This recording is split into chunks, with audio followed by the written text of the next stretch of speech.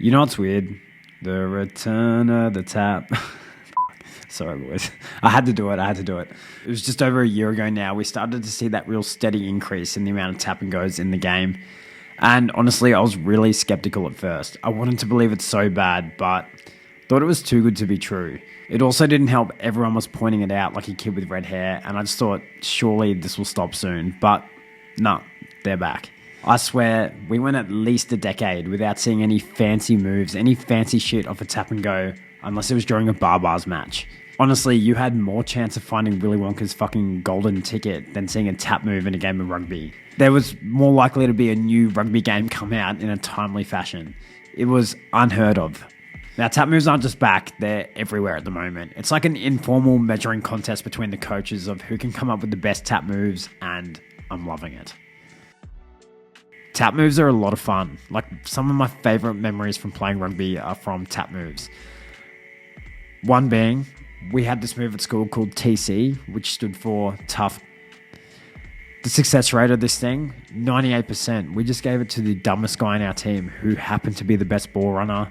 And without fail, he would cross the line every single time. So why is it back in rugby?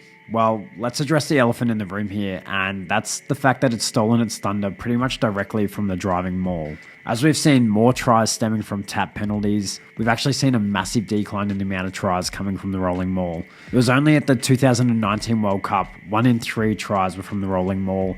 These numbers have really dried up, and the tap and go, I reckon in that 2019 World Cup, there would have been 1 or 2 tries throughout the whole competition from a tap.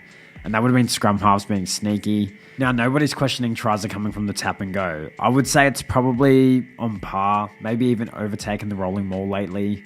Let me know in the comments what you think, depending what competition you watch. But I'm still kind of wondering, what was the logic in replacing the cheesiest way of scoring tries? I'm not actually sure why the numbers have dried up completely, but at a good guess, I'd say that maul defenses improved like crazy because they had to, and that most teams were using a pretty similar strategy to debunk the maul. And there was a law change from World Rugby that stopped the hooker from tunnelling back in the maul. This did have an impact, but we still saw a lot of maul tries after this variation. Maybe there were some secret handshakes between forwards about avoiding cauliflower ears.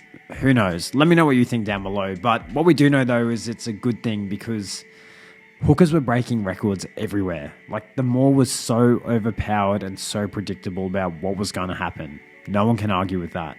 A team with a good maul became borderline unstoppable. Unfortunately, though, it's complicated my betting account, but to be honest, it's made the game a bit better to watch. Oh, fuck, I love watching a tap and go.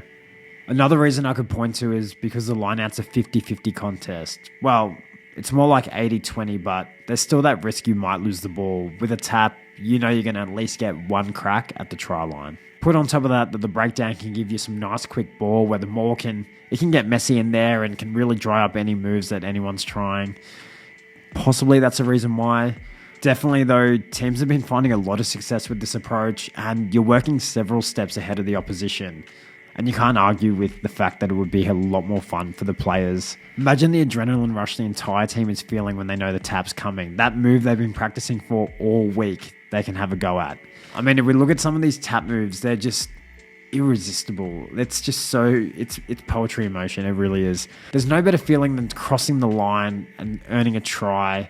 It's just got a different feeling to when you go over from a maul. I can't explain it, but you know what I mean. Just quickly, I've been thinking too of reacting to some cool rugby videos or clips if you wanted to hear my thoughts and opinions on them. I'm keen to do it. If you guys are keen to watch it, please let me know down in the comments. Not sure how long it'll last, but long live the tap.